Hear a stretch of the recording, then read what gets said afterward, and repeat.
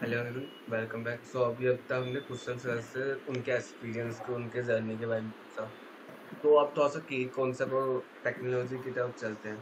सो या सर, जैसा आपने बताया, आपने करियर की स्टार्टिंग में आपने काफ़ी स्ट्रगल किया और आपने स्टार्टिंग में ओवरव्यू दिया था डाटा साइंस, एमएल और बिग डाटा का। उनके पीछे मेन कॉन्सेप्ट है, उनका की कॉन्सेप्ट क्या है वहाँ पे, कि बने क्यों है और उनका आज के टाइम में क्या यूज़ है। अच्छा। सो जैसे मैंने आपको स्टार्टिंग में बताया था कि लाइक कोई भी चीज आज के टाइम पे अगर मैं बात करूँ ना, कोई भी चीज इवन छोटे से छोटी आपकी जैसे हम अभी एक कॉन्वर्जेशन कर रहे हैं, ठीक है।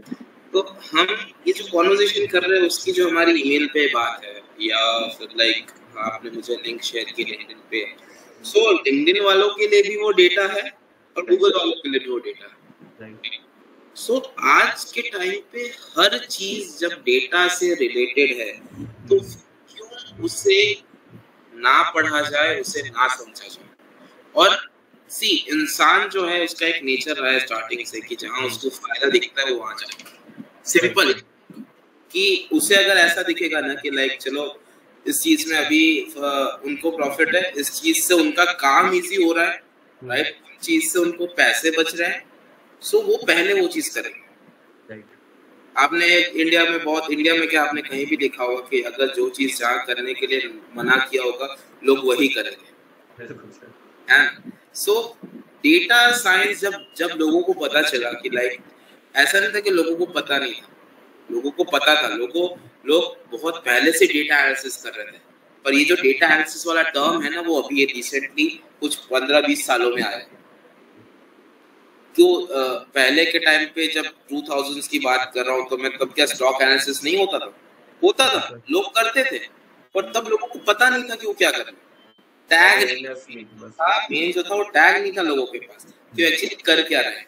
सो बेसिकली जब लोगों को पता चला कि अच्छा डेटा एनालिसिस है, तो कैसा होता है ना कि जब बहुत सारे लोग एक चीज के पीछे भागते हैं ना तो उस चीज के अलग अलग एंगल्स डिस्कवर होते हैं। तो जैसे ही लोग उसके अंदर जंप किए and we found a lot of thing, research होता गया एंड हम डेटा एनालिसिस से बिजनेस एनालिसिस पे गए, बिजनेस एनालिसिस से फिर हमने मशीन लर्निंग पे गए, मशीन लर्निंग से फिर डीप लर्निंग से फिर आरएनएन, फिर हम चले गए ओपन सीरी, एनएलपी। मतलब फिर चीजें एक्सप्लोर होती रही। आज के टाइम पे की generative AI, LLMs, multi modal languages, बहुत चीजें। सो अगर बेसिकली मैंने डेटा साइंस के बारे में आपको थोड़ा तो बताया ही था, ओवरव्यू, और मशीन लर्निंग के बारे में बताया था। पर अगर मैं की कॉन्सेप्ट के बारे में बात करूँगा, सो पाइथन जो है, पाइथन लैंग्वेज, वो हमारा आज के टाइम पे सबसे main in terms of machine learning. Data के लिए मैं फिर भी बोलूंगा कि आप एक्सेल सीखो। अगर आप डेटा साइंस समझना चाहते हो, डेटा साइंस आप करना चाहते हो, एक्सेल के सिवाय नहीं हो सकता। आपने अगर एक्सेल में डेटा एनालिसिस करना सीख लिया, आप बताओ कोरिलेशन के ग्राफ जो हैं, लीनियर रिग्रेशन के ग्राफ हमारे एक्सेल में भी बनते हैं। मुझे उसके लिए कोई कोड लिखने की जरूरत नहीं है। तो इसलिए अगर आपको डेटा साइंस पूरा सीखना है तो उसके लिए आपको एक्सेल सीखना पड़ेगा। जिस दिन आपने एक्सेल में डैशबोर्ड बना दिया ना, कैसा डैशबोर्ड, लिटरली जो आपको किसी भी टाइप के डेटा से इंसाइट दे रहा हो, उस टाइप पे अगर आपने डैशबोर्ड बना लिया तो फिर आपने तब 50% डेटा साइंस समझा है।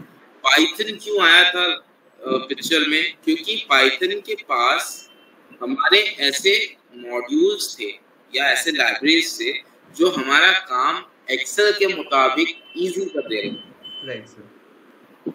एक्सेल क्या है, एक्सेल की एक लिमिटेशन मैं बताता हूँ। ऐसे तो बहुत पावरफुल है पर उसकी लिमिटेशन क्या है, जब डेटा लैक्स ऑफ रोज में जाता है ना तो एक्सेल कभी कभी क्रैश हो जाता है, लोड होने में बहुत टाइम लगता है, भले आपके पास कितनी ही कंप्यूटिंग पावर क्यों। सो इन दैट केस हमारे पास पावर भी आया, हमारे पास पाइथन आया एंड देन पाइथन में डेटा एनालिसिस चालू हुआ। एंड आज तो पांडा प्रोफाइलिंग जैसी बहुत सी लाइक ऐसी लाइब्रेरीज है जो मेंटोर एनालिसिस करती है। पर अगर आपको सच में सीखना है, अगर आपको सच में उस चीज को इन डेप्थ समझना है कि इन फ्यूचर आपके पास कैसा कोई भी डेटा आया तो आपको एनालिसिस क्या करना, आपको डेटा को देख के पता चल जाएगा ये इसके इंडिपेंडेंट फीचर है, ये इसके डिपेंडेंट फीचर है, तो मुझे इन पे फोकस करना है ताकि मेरा डिपेंडेंट फीचर सुधर जाए। सिंपल, आपको चीज देख के पता चल जाएगी। पर कब? जब आपको एक्सेल पता होगा, जब आपको रोज एंड कॉलम्स देख के पता चलते होंगे कि कैसे क्या चीज करें। और बात करूं मैं आगे तो मशीन लर्निंग की, तो उसके लिए भी मशीन लर्निंग के बहुत से एल्गोरिथम हम एक्सेल में कर सकते हैं। That is the ground reality. और फिर भी चीजों को आसान बनाने के लिए हमने पाइथन का यूज किया। पाइथन में बहुत से लाइब्रेरीज हैं जो आपको सीधा कुछ नहीं करना, इंपोर्ट करा के उनके अंदर आपने फीचर्स फिट करने हैं and they will give you an output, simple as that. और अगर बात करूं तो बिग डाटा के लिए हडूप जैसी लैंग्वेजेस हैं जहां सिंपल अपने आप एक कंसेप्ट, जिसको कंसेप्ट पता है ना, सिंपल कि लाइक अच्छा मुझे ये चीज चाहिए, तो उसके लिए वहां पे मॉड्यूल एज इट इज पड़ा है। तो ये चीज हो जाती है। अगर थोड़ी सी और आसान भाषा में समझाऊं तो लाइक कि आपको पता है कि आपको कहाँ पहुंचना है, राइट? तो बेस्ट पाथ फाइंड करने के लिए ही पाइथन बना। तो पाइथन सर का ये रोल है। तो सर जैसे अभी आपने बताया कि की कॉन्सेप्ट बताया, आपने अभी इसमें काफ़ी सारी टेक्नोलॉजी का नाम लिया, जैसे आपने ओपन सीवी का नाम लिया, पाइथन का लिया, एनएलपी का लिया, आपने पांडास भी लिया था। तो ऐसे काफ़ी सारी लाइब्रेरी है पाइथन में, जैसे अगर जितना मुझे पता है नमपाई भी आपकी उसमें है। तो थोड़ा सा इनके बारे में एक्सप्लेन करो। जैसे पाइथन तो हमारी पूरी की पूरी एक प्रोग्रामिंग लैंग्वेज हो गई, हाँ, बाकी चीज़ें क्या है? तो लाइब्रेरी क्या होता है, आप क्या समझते हैं लाइब्रेरी से? लाइब्रेरी बेसिकली एक मॉड्यूल्स हो गए जहाँ पे भी नहीं, वो आप टेक्निकल अभी वो चीज छोड़ते हैं। अगर मैं लाइब्रेरी बोलूं तो आपके दिमाग में भी क्या इमेज बनती है? सिंपल एक लाइब्रेरी जहाँ पे बहुत सारी बुकें हैं, जहाँ पे आपको एक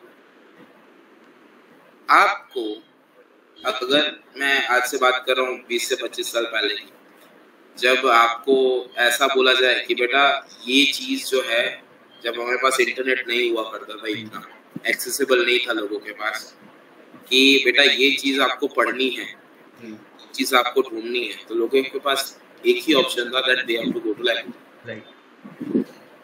सो प्रोग्रामिंग लैंग्वेजेस जो होती है ना, उनके अंदर जो लाइब्रेरीज है वही सेम काम करती है। जैसे नमपाई की बात करते हैं तो नमपाई का फुल फॉर्म क्या है? Numerical Python. न्यूमेरिकल का नम, पाइथन का पाई, नमपाई, राइट? सो नमपाई क्या करता है? पाइथन में जितने भी मैथमेटिकल ऑपरेशंस, जितने भी मीन हो गया, मीडियन हो गया, स्टैटिस्टिकल एनालिसिस हो गया, ईच एंड एवरीथिंग आपको नमपाई नाम की लाइब्रेरी में मिलेगा। लाइब्रेरी का मतलब समझे आप, कि आपको अगर मैथमेटिकल काम के हिसाब से कोई चीज ढूंढनी है तो आप किस लाइब्रेरी में जाओगे? तो नमपाई। फिर आता है पांडास। पांडास का काम ये है कि डेटा सेट को, जब आप डेटा को लोड कराने से लेके डेटा की प्री प्रोसेसिंग, डेटा की क्लीनिंग, डेटा की अंडरस्टैंडिंग, सब कुछ डेटा के बारे में अगर जानना है तो उस लाइब्रेरी में, जैसे हम बात करूं तो कोई भी सब्जेक्ट या कोई भी हम नोवेल वगैरह पढ़ते हैं तो बेसिकली हम उसका एक ओवरव्यू लेते हैं, राइट? जहाँ पे हम उसका सिलेबस देखते हैं, हम उसके इंडेक्स देखते हैं, राइट? सेम है, अगर मुझे डेटा के लिए कुछ समझना है, अगर मुझे पूरे डेटा का ओवरव्यू करना है तो उसके लिए मैं जो है वो पांडास का यूज करूँ। फिर एक लाइब्रेरी आती है मैटप्लॉटलिब। अब मैटप्लॉटलिब क्या करती है? तो उस डेटा को, अब आपने ये चीज तो बहुत पहले से सुन रखी होगी कि, या फिर चलो मैं आपको वो चीज छोड़ के एक सिंपल एग्जांपल देता हूँ। मैं आपको एक एप्पल की इमेज बताऊं, राइट?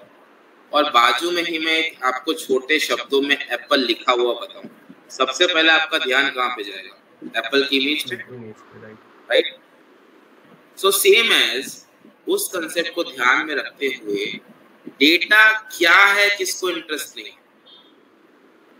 उसमें से हम काम का क्या निकाल रहे हैं, राइट? सेम एज उसमें से अगर मैं बात करूं कि आपने सपोज इमेज एक विजुअलाइजेशन फॉर्म में, ग्राफ के फॉर्म में किसी क्लाइंट के सामने प्रेजेंट किया, या आपका जो भी मेंटर है सो उसको देख के, वो आपका कोड ना देख के, वो उसको देख के समझ जाएगा आपने कितना अच्छा काम किया है। राइट। सो मैटप्लॉटलिब वही काम करता है कि आपके जो डेटा है उसको पिक्टोरियल रिप्रेजेंटेशन में प्रेजेंट करता है ताकि आप डेटा की और अच्छे से अंडरस्टैंडिंग कर सकें। फिर आता है seaborne.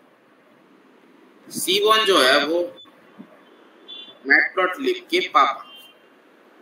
More in depth analysis करना हो, कैसा एनालिसिस? स्टैटिस्टिकल एनालिसिस, जहाँ पे आपको प्रोबेबिलिटी डिस्ट्रीब्यूशन हो गया, नॉर्मलाइजेशन हो गया, स्टैंडर्डाइजेशन हो गया हिस्टोग्राम का, या फिर मैं बात कर लूँ आपको अगर टेक्निकल टर्म्स में बोलूँ तो हीट मैप हो गया, या फिर हीट मैप तो आपको मैटप्लॉटलिब में मिल जाएगा, पर हीट मैप में फिर कोरिलेशन पॉजिटिव है नेगेटिव है। सो जितना भी स्टैटिस्टिकल इन डेप्थ एनालिसिस करना हो तो सीबॉर्न से बेटर नहीं होता किसी में। एंड फिर आपको थोड़ा सा और अट्रैक्टिव, थोड़ा सा लाइक 3D लुक में चाहिए तो उसके लिए प्लॉटली है, जहाँ पे आपको 3D ग्राफ वगैरह सब ऐसा मिलता है। एंड देन फिर आता है SciPy, जहाँ पे मशीन लर्निंग के मॉड्यूल्स, मतलब मशीन लर्निंग में यूज होने वाले जितने भी एल्गोरिथम्स हैं उन सब के इवन न्यूरल नेटवर्क के भी सब के भर के मॉड्यूल्स पड़े।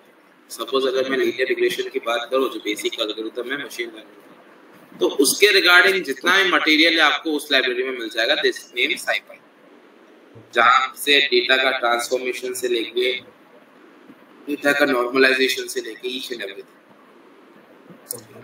जब आप, मैं थोड़ी सी देर में कंप्लीट करूंगा, जब आप डेटा को जो है वो समझ लेते हो ना, अब सपोज मैं आपको एक बेस्ट एग्जांपल देता हूँ। एक बार क्या हुआ, मेरे जो एक ऑफिस में एक बंदा था। सो आप आउटलायर का मतलब समझते हैं? आउटलायर क्या होता है? ओके, मैं बताता हूँ। पता है क्लास में ना एक ऐसा बच्चा होता है जो एकदम कोने में बैठा होता है, सबसे शैतान, ना होमवर्क करता है ना कुछ करता है। हर क्लास में एक बच्चा ऐसा होता है, इसकी वजह से बाकी के 4 बच्चे डिस्टर्ब होते हैं। तो डेटा में भी ऐसे ही एक पॉइंट को आउटलायर बोलते हैं। पर अगर मैं यूनिवर्सिटी के नजरिए से देखूं या फिर एक स्कूल के नजरिए से देखूं, वो बच्चा मेरे लिए इम्पोर्टेंट है। क्यों? क्योंकि वो मेरे को फीस दे रहा है। कभी कभी डेटा में भी ये टेंडेंसी आती है कि वो आउटलायर भले ही आपके बाकी फीचर्स को अफेक्ट कर रहा हो पर आपको इम्पोर्टेंट है। तो उस टाइम में डेटा के साथ क्या करना है, राइट? ये सब जो डिसीजन है हम अब तक की जर्नी, मैंने आपको जितनी भी लाइब्रेरीज बताया टिल मैटप्लॉटलिब, तब तक हमें समझनी होती। सो ये पूरी जर्नी जब आप फॉलो करते हो ना, तब आपको लास्ट में थोड़ा सा एक आइडिया आता है कि अच्छा मेरे डेटा से मैं ये इंसाइट निकाल सकता हूँ। सो दैट्स व्हाई ये बहुत जरूरी है समझना कि डेटा सेट जो है वो किस लिए, कैसे और क्या आउटपुट देगा। तो ये जो लाइब्रेरी है आपको ये समझने में बहुत ज्यादा हेल्प करती है। तो सर जैसा अभी आपने बताया कि साइट लाइब्रेरी के बारे में और इन चीज़ों के बारे में, अगर अभी हमें एज ए स्टूडेंट या एज अ व्यूअर हमें एक रियल टाइम प्रोजेक्ट बनाना हो तो ये सारी चीज़ें यूज़ करके, तो उसका प्रोजेक्ट कैसे बनेगा? मतलब लाइक क्या उसमें हम क्या क्या टेक्नोलॉजी यूज़ कर सकते हो, क्या वहाँ पे हम रियल वर्ल्ड की प्रॉब्लम सोल्व कर पाएंगे उससे? मतलब आपको कैसा प्रोजेक्ट बनाना है? As a real world project जो बेसिकली आज के टाइम में हम यूज कर पाए, जो हम रियल वर्ल्ड प्रोजेक्ट, राइट? सी रियल वर्ल्ड प्रोजेक्ट है ना, बहुत इजी है। मैं आपको मेरे एक रिसेंट प्रोजेक्ट का एग्जांपल देता हूँ।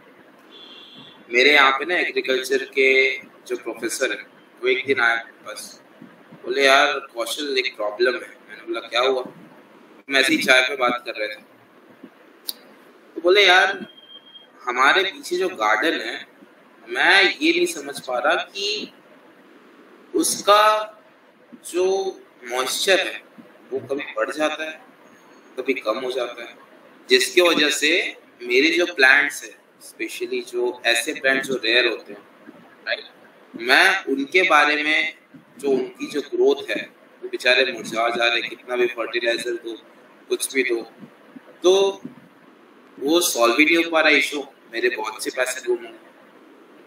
तो मेरा वहां दिमाग चला, आई थॉट कि क्यों ना इसे एआई से सॉल्व किया। तो सर ने बोला पागल है क्या, खेत में बैल वैल चलते हैं तो एआई कंप्यूटर के कहाँ जाएगा, उधर क्या करेगा। तो मैंने बोला सर मुझे ना आपकी जमीन दिखाई जहाँ आपको उगाना है। तो गुजरात का टेम्परेचर कैसा है ना कि अगर मैं यहाँ के एटमॉस्फेयर की बात करूँ तो दिन में यहाँ पे भयंकर गर्मी होती है, रात में तगड़ी ठंड। ये अभी at a time at present Gujarat के एटमॉस्फेयर। सो क्या हुआ, मैंने यहाँ पे हमारे प्रोफेसर है उनको बोला कि सर मुझे आपका सॉइल सेंसर चाहिए। मैं गया वहां पे, मैंने 1 महीना कुछ नहीं किया। मैं बोला आप ये फील्ड है ना, मुझे 3 महीने के लिए मेरे को दे दो, आप इसमें कुछ मत करो। मैंने सिर्फ 3 महीने डेली सॉइल सेंसर से 24 घंटे का डेटा कलेक्ट किया। ठीक है, अब डेटा आ गया, मुझे पता चला कि रात में जो है मॉइस्चर बढ़ रहा है, दिन में मॉइस्चर कम हो जा रहा है। ठीक है, ये एक जनरल एनालिसिस था और बहुत सारे फीचर्स थे जैसे सॉइल में होते हैं, पोटेशियम होता है, सोडियम होता है, नाइट्रेट होता है, राइट। तो हमें कौन से टाइम पे कौन सी खाद डालनी चाहिए, इसका एनालिसिस किया मैंने। एंड सारा एनालिसिस करके 3 महीने के बाद में वो सर को मिला। मैंने बोला सर आप पौधे लगाओगे रात में और पानी डालोगे सिर्फ दोपहर में, और आज तक हमारे गार्डन में एक भी ऐसा पेड़ नहीं है जो मुरझाया नहीं। Simple real life example problem दे रहा हूँ।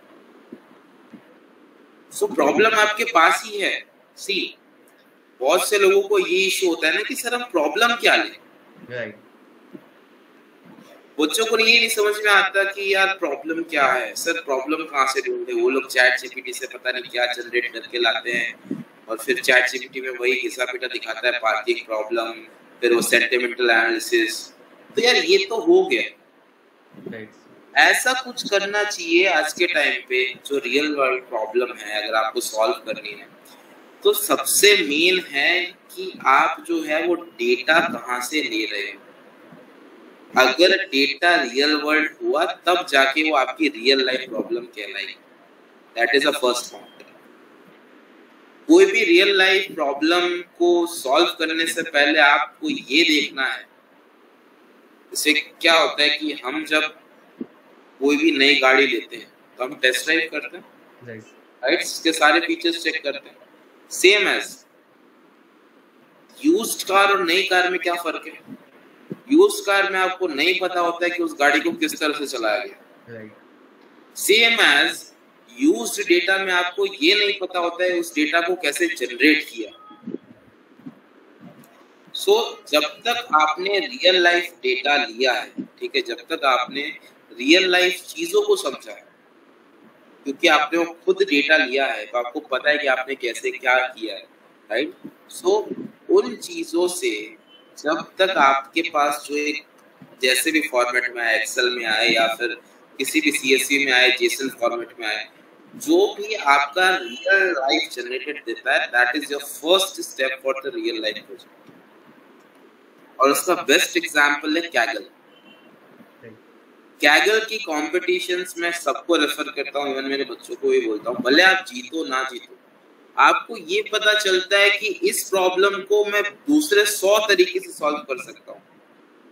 और या फिर उसमें हार्वर्ड की भी कभी कभी प्रॉब्लम आती है या फिर कोई जेन्युइन कंपनी की प्रॉब्लम आती है जहाँ पे डेटा रियल टाइम होता है। सो अगर किसी को ये नहीं पता कि सर हम डेटा कैसे कलेक्ट करें,